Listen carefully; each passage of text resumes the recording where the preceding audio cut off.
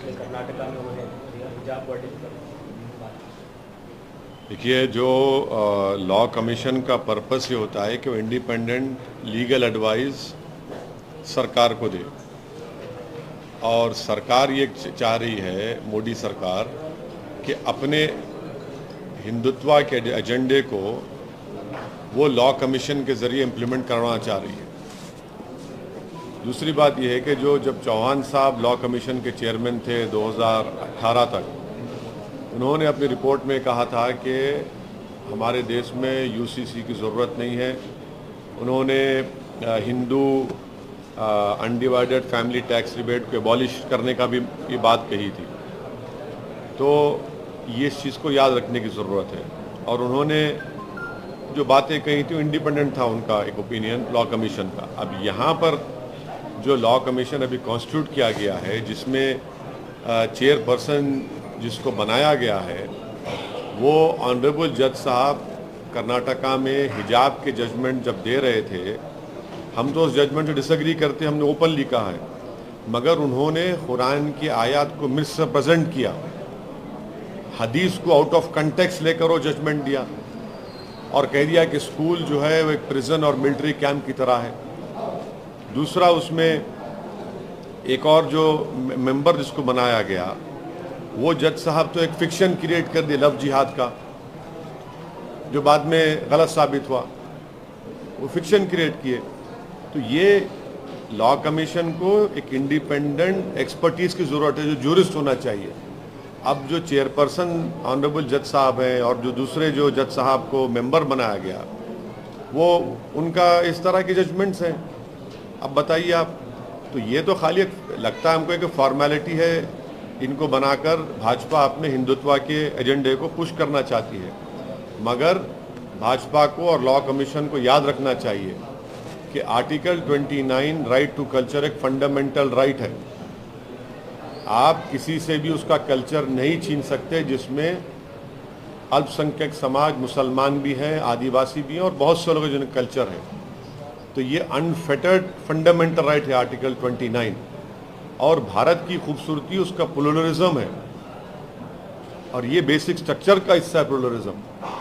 तीसरी बात ये है कि क्या ये अब जो भाजपा कह रही है यूनिफॉर्म सिविल कोड, तो क्या वो हिंदू मैरिज एक्ट को एबॉलिश कर देगी या फिर उसके एक्सेप्शंस को एबॉलिश करेगी? हाँ, और फिर ऐसा लग रहा है कि uniform civil code for Muslims और हिंदू कोड फॉर मेजॉरिटी होने वाला है। ये एक सवाल मैं कर रहा हूं कि uniform civil code for Muslims होगा और हिंदू कोड फॉर मेजॉरिटी होगा क्या? ये भाजपा को बताना पड़ेगा।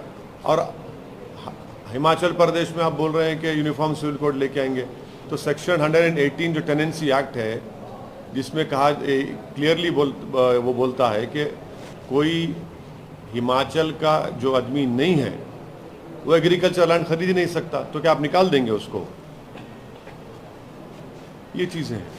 बट सर, ये जो चेयरपर्सन को जिनको अपॉइंट किया गया है, law commission is an independent body, और आप कह रहे हैं कि बीजेपी उनकी आइडियोलॉजी, हिंदुत्व की आइडियोलॉजी। हाँ, किसने अपॉइंट किया उनको?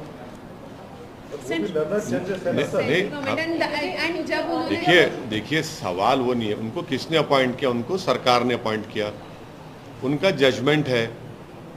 सुनिए, हम जजमेंट डिसएग्री करते, मगर अगर वो बहैसियत चीफ जस्टिस कर्नाटका के उन्होंने एक जजमेंट दिया, हम डिसएग्री करते, मगर आप कुरान की वर्सेस को मिसरिप्रेजेंट करते हैं। Prophet Mohammad peace be upon him के हदीस को आप उसको तोड़ के पेश करते हैं।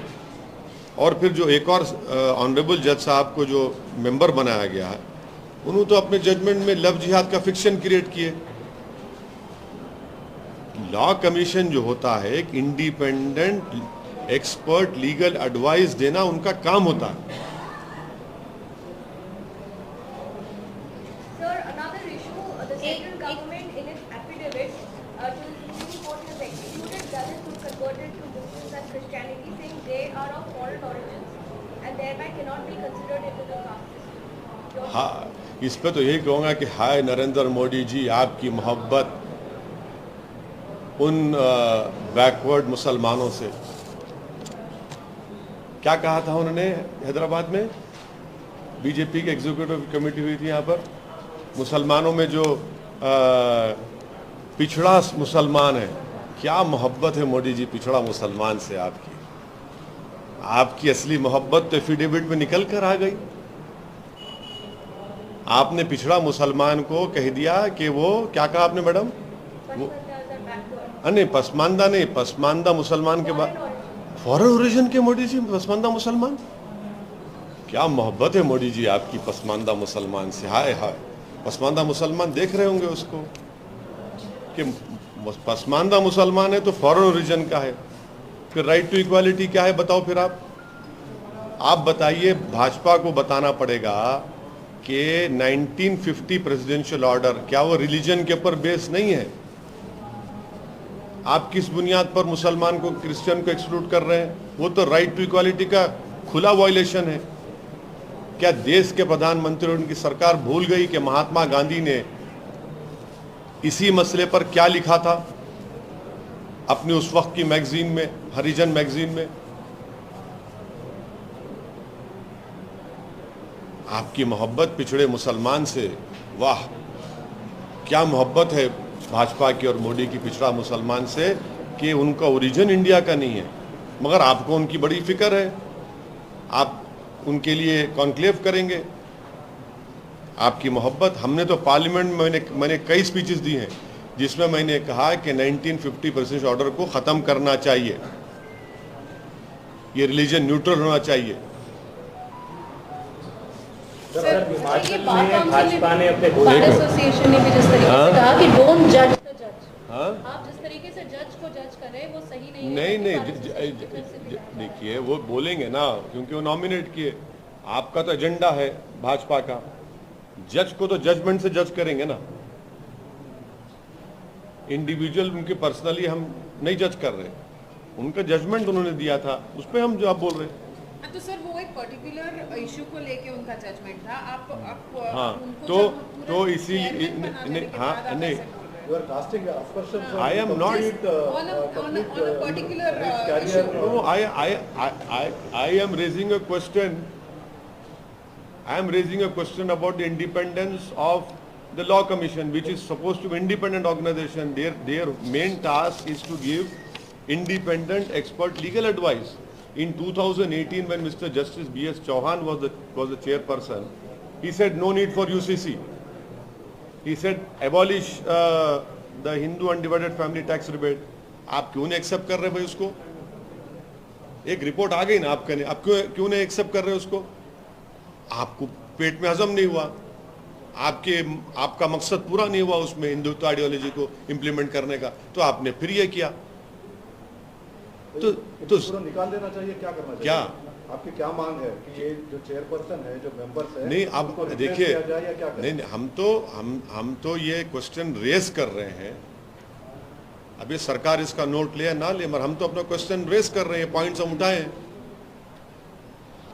सर हिमाचल में भाजपा सरकार ने अपने घोषणा पत्र में जो है यूनिफॉर्म सिविल कोड बोल दिया ना? नहीं सर, हिमाचल पे नहीं, हिमाचल बोला मैं, हाँ बोला मैं, अभी इसमें बोला मैं, सेक्शन 118। सर आज इम्पोर्टेंट एक है, बीजेपी ने आज एक लिस्ट जारी की है अपने उम्मीदवारों की गुजरात में। उसमें मोरबी की जो टिकट है उसका टिकट काट दिया, जो एमएलए है, और कई सारे लोगों का टिकट काट दिया। तो क्या दर्शाता है? वो किसको टिकट काटे ना दे वो उनका इंटरनल मैटर है, मगर मोरबी में जो 150 लोग मरे, जिसमें 50 बच्चे थे और एक 2 साल का बच्चा था, अभी तक जो कंपनी को ये काम लिया गया था उस ब्रिज को सही मेंटेन करने का, चलाने का, उनको अभी तक अरेस्ट नहीं किया गया है। और दूसरी बात यह है कि आपको याद होगा खेड़ा गुजरात में गरबा में एक पत्थर फेंकने के इल्ज़ाम पे मुसलमानों को रोड पे लाकर लटों से मारा गया, जनता को जमा करके। ये कौन सा इंसाफ है आपका कि एक कंपनी जो सिर्फ 12 लाख खर्चा की है, क्या गुजरात की जनता की कीमत 12 लाख है, और आप उनको गरबा में पत्थर फेंकने वालों को रोड पे लाके लटों से मारते हैं, और ये कंपनी जो मौत की जिम्मेदार है 150 लोगों की, जिसमें 50 मासूम बच्चे और एक 2 साल का बच्चा है, आप उनको तो कह रहे हैं कि बेटा हम तुम पे फूल बरसाएंगे, आराम से घर में बैठो।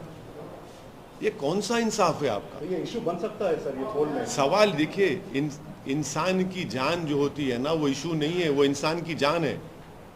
जो लोग अपने रिश्तेदारों को, भाइयों को, बेटों को, बहनों को खोए हैं, हम उनकी तौहीन नहीं कर सकते।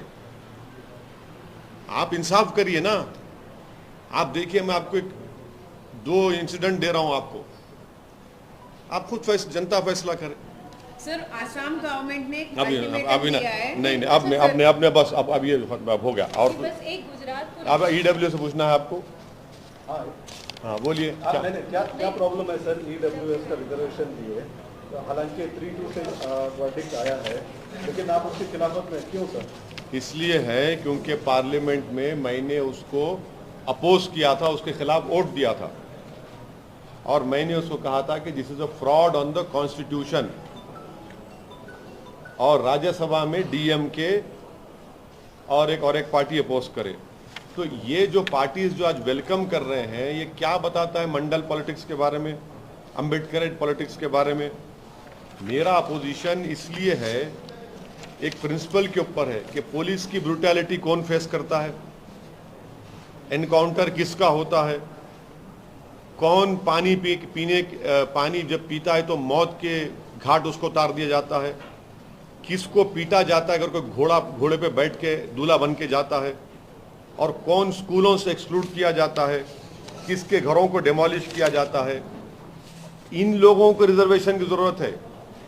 सुनिए, social educational backwardness, social injustice, this is the criteria of reservation.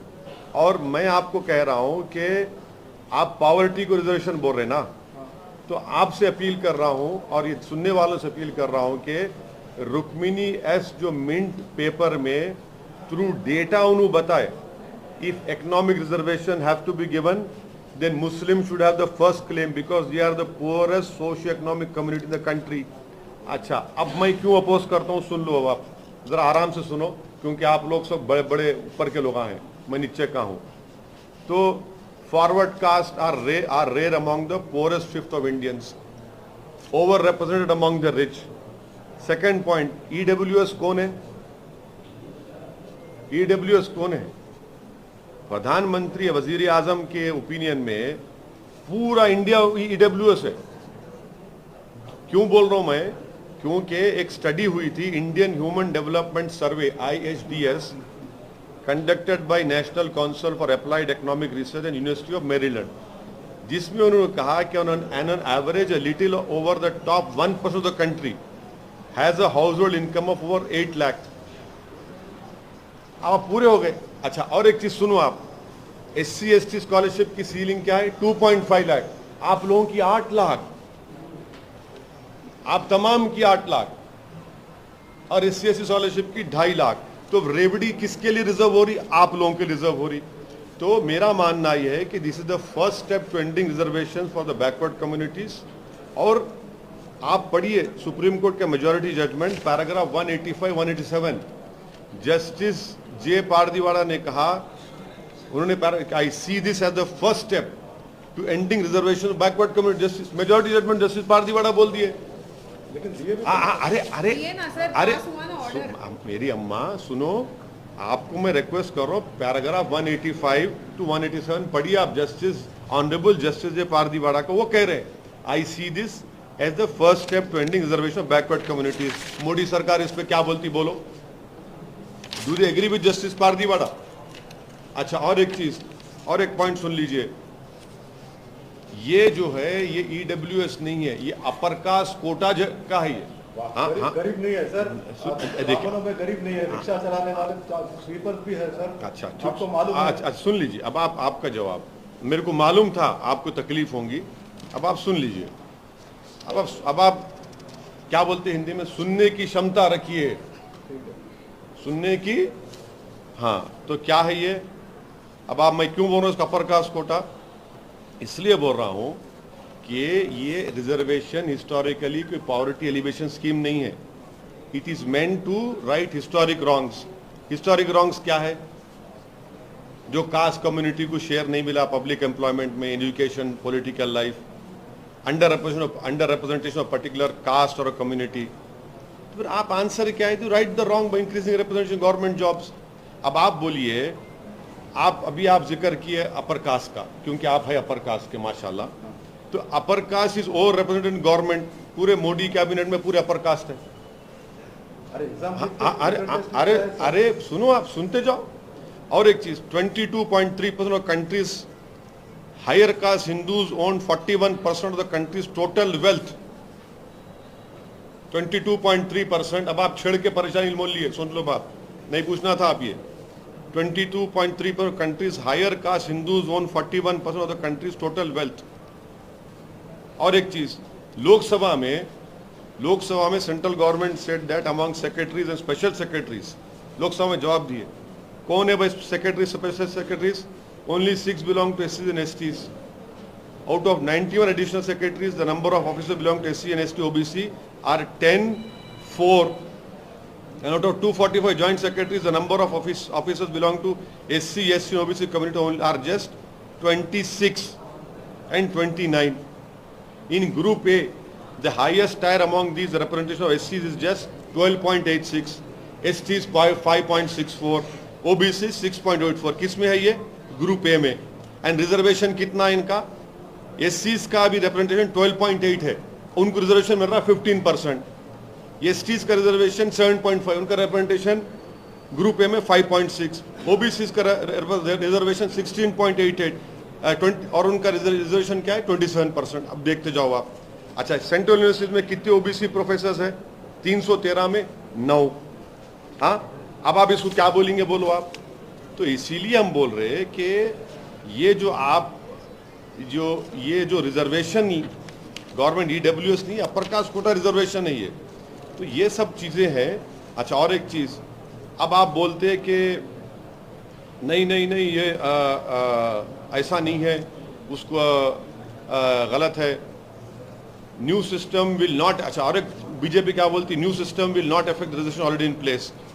इसका एग्जांपल दे रहे हैं, how is it affecting? recent recruitment notification October 2020 issued by Institute of Banking Personnel Selection, IBPS बोलते हैं उसको। As per notification, OBC, SC, ST quota has been reduced to accommodate the 10% EWS quota। ये कौन सा है? Institute of Banking Personnel Selection।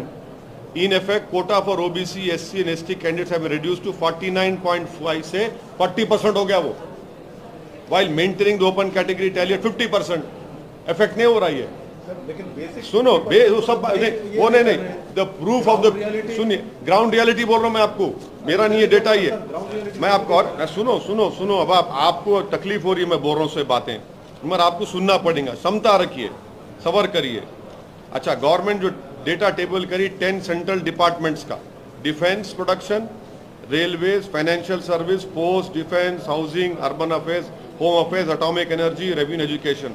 जनवरी 1, 2021 में data shows a huge backlog of SC। कितने fill किए? 13,220 आपने फिल किए। वैकेंट कितने? 17,880। शेड्यूल ट्राइब का आपने फिल किया 9,619। वैकेंसीज कितने हैं? 14,000। OBC फिल किया आपने 11,732। वैकेंसीज कितनी है? 19,283। A total of 51,224 vacancies reserved posts against 34,500. These are posts which are filled.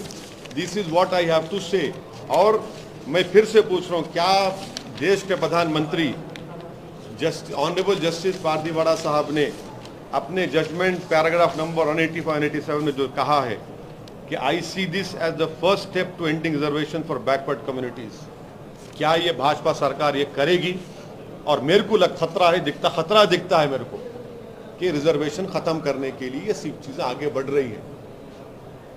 Sir 50% reservation है, कुछ स्टेट में 50 से ज़्यादा है, तेलंगाना का लो, तमिलनाडु का लो 70 से ज़्यादा है, तो दिक्कत क्या है सर? मतलब गरीब लोग जो EWS में मिल रहा, EWS से अपर कास्ट में जो लोग गरीब लोग नहीं है, जो पॉपुलेशन का 80% है उन्होंने 50 में खेलना। हाँ, जो पॉपुलेशन का 80% है उन्होंने 50 में खेलना, जो पॉपुलेशन का 15% है उन्होंने 50 में लेना। हाँ, वो गरीब नहीं है, गरीब। अच्छा, क्या अच्छा बात- ये देखो, कैसी बात है? अरे बिल्कुल सही बात बोल रहा हूँ, आप लोग तमाम बड़े लोग हैं, आपको क्या मालूम। अरे भाई आप शादी में घोड़े पे बैठे तो तकलीफ होती नहीं होती आपको, आप पानी पिए तो जान चली जाती नहीं जाती आपको, आपको क्या तकलीफ मालूम साहब। अरे सर जिल्लत उठाना जिसको जलील होता है उसको मालूम। सर बड़े कैश में भी ऑटो चलाने, रिक्शा चलाने वाले हैं, झोपड़ी में जीने हाँ, वाले हैं, वो लोगों तो को 10% मिल रहा है, 35% मिल रहा है। अरे तो बाबा, दिक्कत क्या है, सर? जो 80% है उन्हें 50 में खेलना, जो 15% है उन्हें 50 लेना। क्या करना सर? 50 हाँ, 50 का सर, तो 10% तो अरे सर। अरे वही तो हो गया ना, वही तो हो गया। 70% से ज्यादा है सर, और क्या चाहिए? क्या और क्या चाहिए? अरे क्या बात कर रहे, ये गरीब- हजारों साल से जुल्म हो रहा, हाँ सर, हजारों 50 से सुनो, ज्यादा- हजारों साल से जुल्म हो रहा, और आप बोल रहे क्या करना।